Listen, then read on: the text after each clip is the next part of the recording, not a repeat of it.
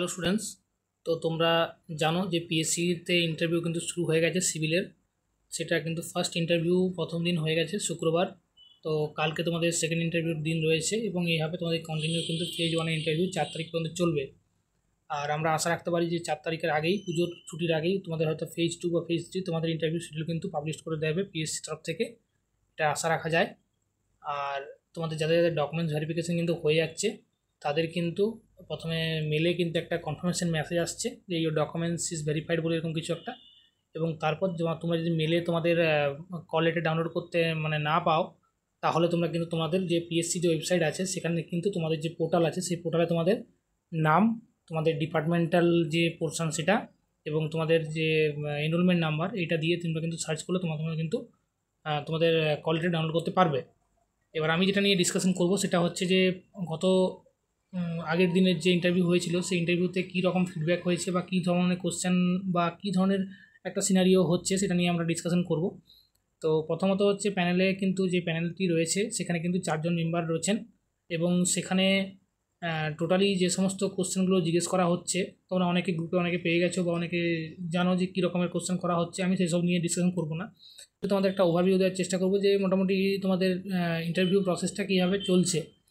তো এখানে কিন্তু ইন্ট্রোডাকশান অনেককে জিজ্ঞেস করা হচ্ছে বা অনেককে জিজ্ঞেস করা হচ্ছে না, যেটা ইলেকট্রিক্যাল মেকানিক্যালের ক্ষেত্রে চলছিল সেরকমই কিন্তু এখানেও প্রথম দিন নোটিশ করা গেছে। অনেককে ইন্ট্রোডাকশান দেওয়ার কথা বলা হয়েছিল, আবার অনেককে বলা হয়নি, এটুকু আমি শুনেছি। এবং তারপরে হচ্ছে তোমার নন টেকনিক্যাল পোর্শনটা কিন্তু অনেকে অ্যাভয়েড করছে আর কি। নন টেকনিক্যালে বিশাল কিছু কোশ্চেন কিন্তু করা হচ্ছে না।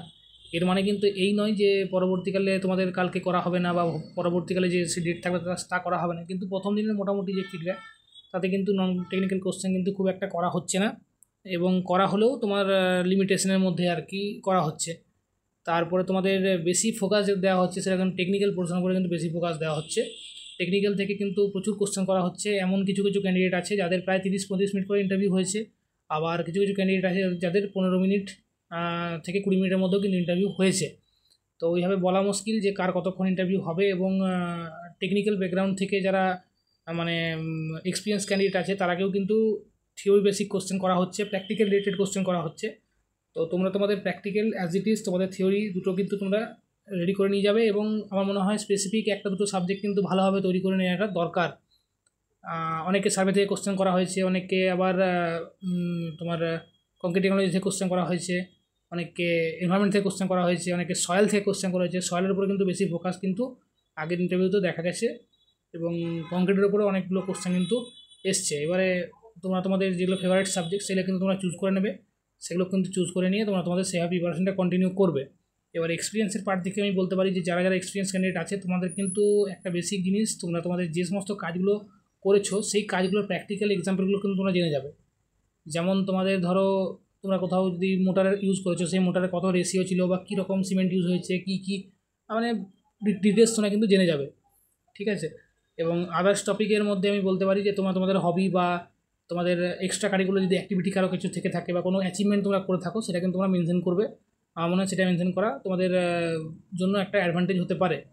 এবং আরেকটা জিনিস হচ্ছে যে ইন্টারভিউটা কিন্তু খুব স্মার্টলি দেবে, স্মার্টলি ইন্টারভিউটা হওয়াটাই আমার মনে হয় সবথেকে ইম্পর্ট্যান্ট। এবং তোমরা তোমাদের আই কন্ট্যাক্ট এবং বাকি যে সমস্ত তোমাদের অ্যাক্টিভিটিসগুলো আছে সেগুলো কিন্তু তোমরা প্রপার মেনটেন করবে, এইটুকুই বলার ছিল। বাকি তোমরা তোমাদের প্রিপারেশন কন্টিনিউ চালাও। আমি বলবো যে তোমাদের কিন্তু বেশি ফোকাস দেওয়া উচিত তোমাদের টেকনিক্যাল পোর্শন এবং তোমাদের যে এক্সপিরিয়েন্স পোর্শন আছে এই দুটো থেকে তোমরা কিন্তু প্র্যাকটিক্যাল যে সমস্ত এক্সাম্পলগুলো হয় বা প্র্যাকটিক্যাল যে সমস্ত কোশ্চেনগুলো হয় সেগুলো কিন্তু তোমাদের ভালোভাবে একটু জেনে যাওয়া দরকার। এমন না হয় যেমন ওখানে গিয়ে করে যদি একটা কোশ্চেন করে দেওয়া হয় তাহলে কিন্তু তোমরা কিন্তু ভাবতে টাইম তোমরা পাবে না, এরকম তোমাদের কিন্তু কন্ডিশন হতে পারে। তো তোমরা তোমাদের যে সমস্ত যেগুলো পড়ছো সেগুলোর প্র্যাকটিক্যাল এক্সাম্পল, সেগুলোর প্র্যাকটিক্যাল ইউজ বা তোমার সাইডে যেগুলো ইউজ হয়েছে সেই সমস্ত জিনিসের কিন্তু ডিটেলসটা তোমরা জেনে যাবে। তো এই ছিল মোটামুটি আজকের ভিডিও ভালো লাগলে ভিডিওটা লাইক করবে, শেয়ার করবে, আর চ্যানেলে নতুন হয়ে থাকবে চ্যানেলটাকে সাবস্ক্রাইব করে দিয়ে পাশে থাকা বেল আইকনটা প্রেস করবে নতুন নোটিফিকেশান খুব সহজেই পাওয়া যাওয়ার জন্য এবং ভিডিও খুব সহজেই তোমরা পেয়ে যাওয়ার জন্য। ধন্যবাদ।